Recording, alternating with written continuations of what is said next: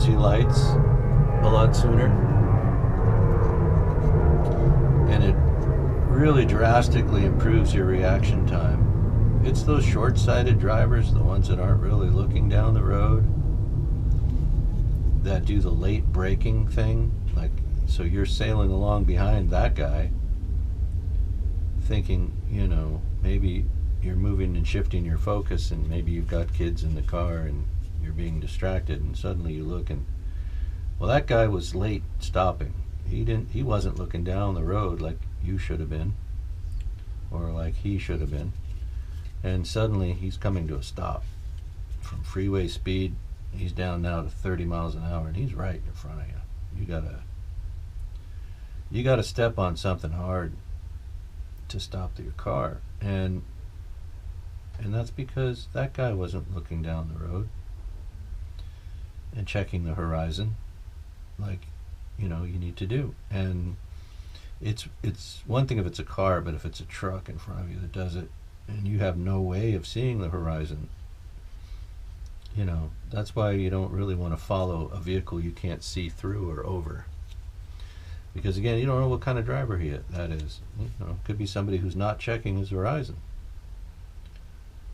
And if he's not, and you're right in his back pocket, there's going to be a problem. That's where a lot of the rear-ending accidents happen on the freeways.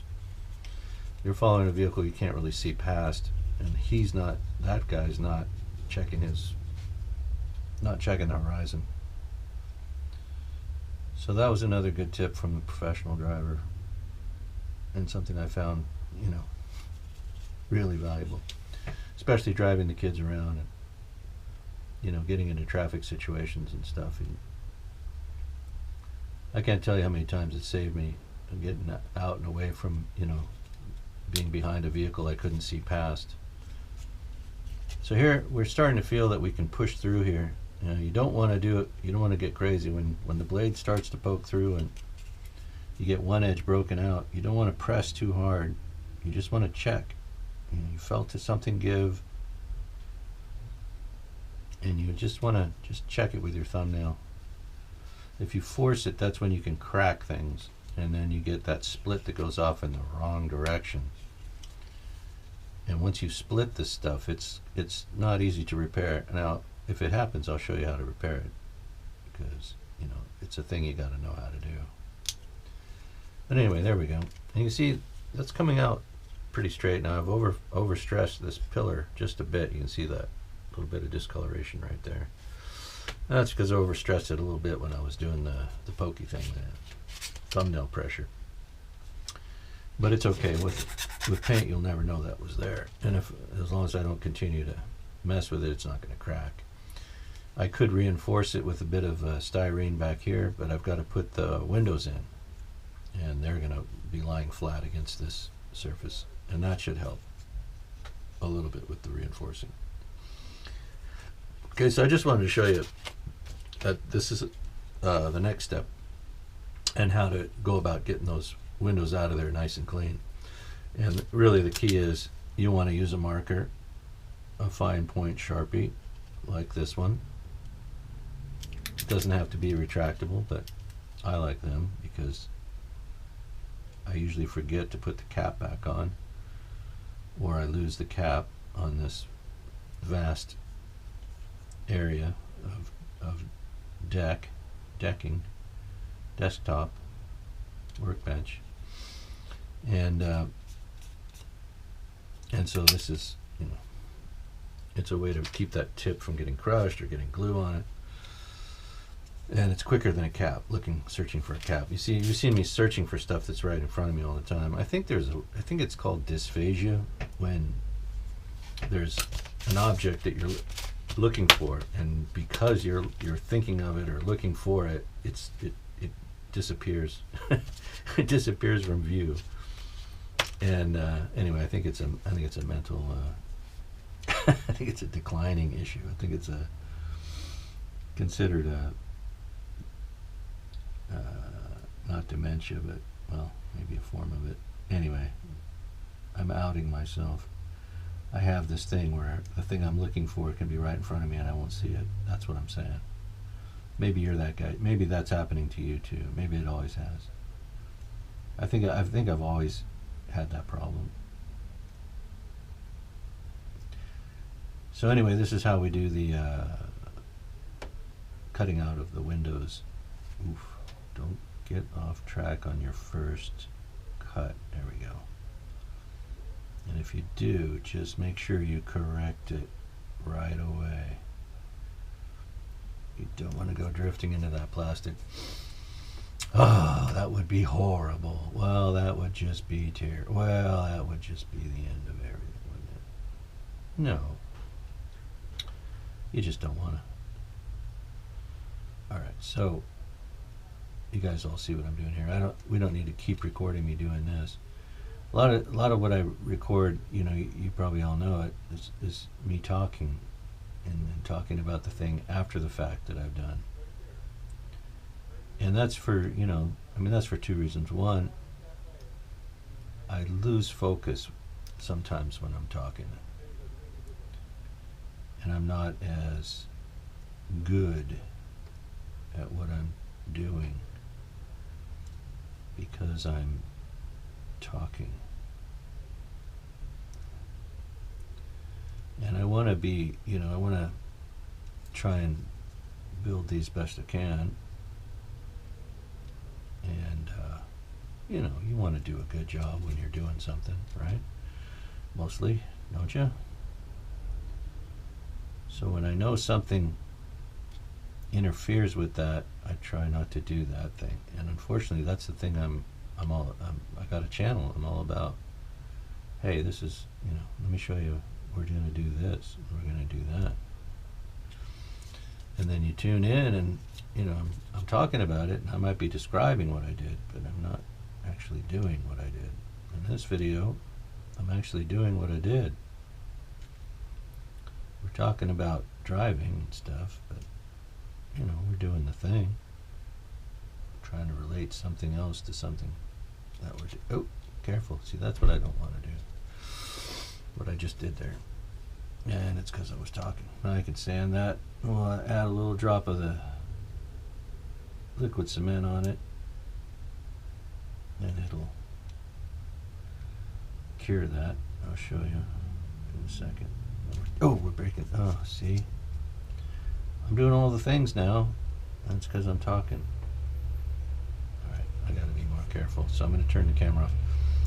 But anyway, this was a demonstration of how to do this carefully and correctly. And now I've just gone and scored the plastic twice where I didn't want to.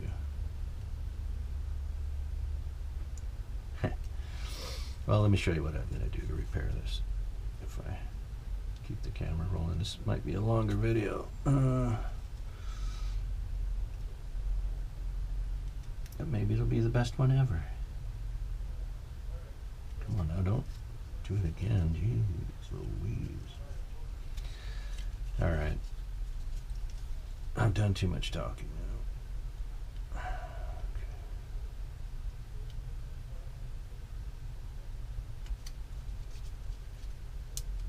Did I get it?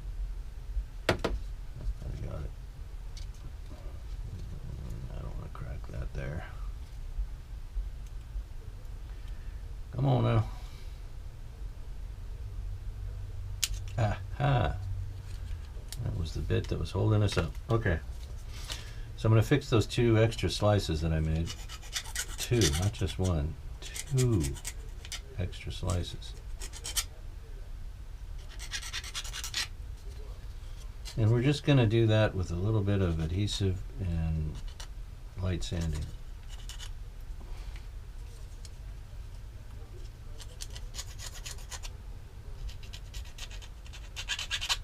So I want to use a fine liquid cement and a very fine sandpaper. Now I got to probably find me a piece of that 400 grit stuff. So we got two little cuts, one there, and one there. Gosh darn it.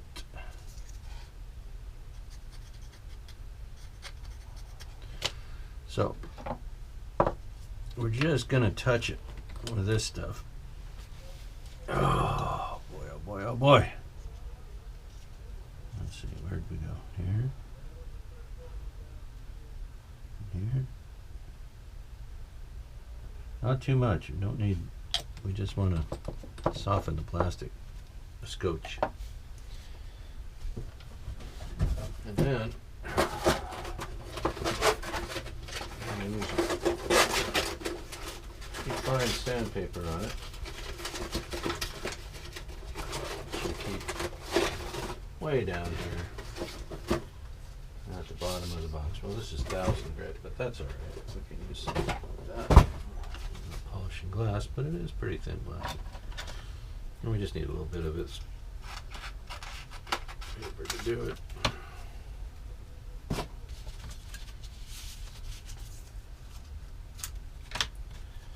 Alright, so we put the little dollop of liquid cement, and then we're just going to come over the top like that and disappear those cuts like that.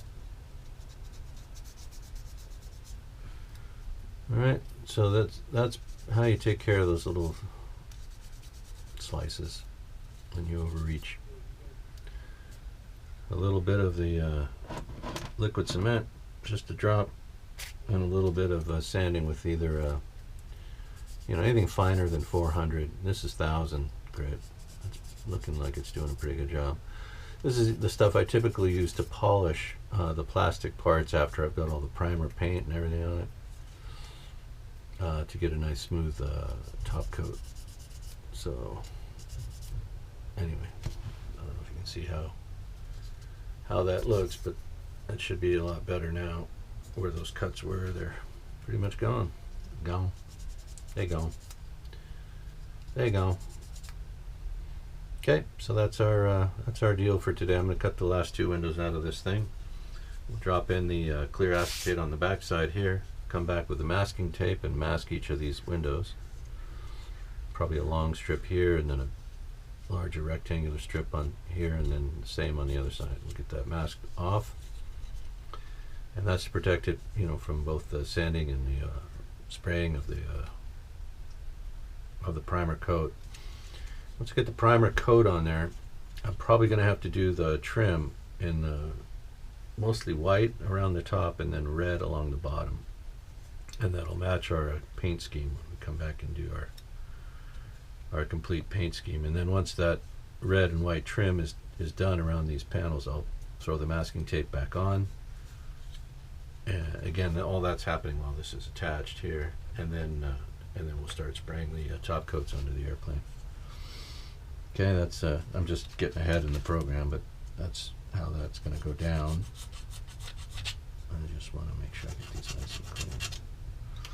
You want the windows to be straight and clean, just how they were molded. It's pretty close to accurate, and I'm not going to make it better by changing things. I suppose the window frames are a little thick, and I could come back in here or I could have cut into the frames by laying tape down and following a tape line. It's just easier to use the existing molding and a black pen tracing the molding line. But if you wanted to increase the size of the windows and decrease the size of the frames, you would do that by laying tape, creating the new line with tape, using your pen and your marker and drawing now to the tape line, and then coming back with your blade and tracing the black line that you've made around the tape edge. So you're doing the same thing, you're just creating a new line, larger than the molded line. But I'm just going to go to the molded line, and again, that's because the focus of this project is the lighting, along with just getting a completed decent outcome without doing a whole lot of other modifications. Just one modification at a time, folks. So in this case, this one is the lighting, and that's what I'm primarily focused on here. And then as you can see, we're gonna get a nice look with the windows cut out. You'll be able to see at least maybe see something the cockpit, just enough to know that it's been detailed, without noticing that the detail could have been a lot better. All right, so there we go. Thanks for watching. Everybody have a great day.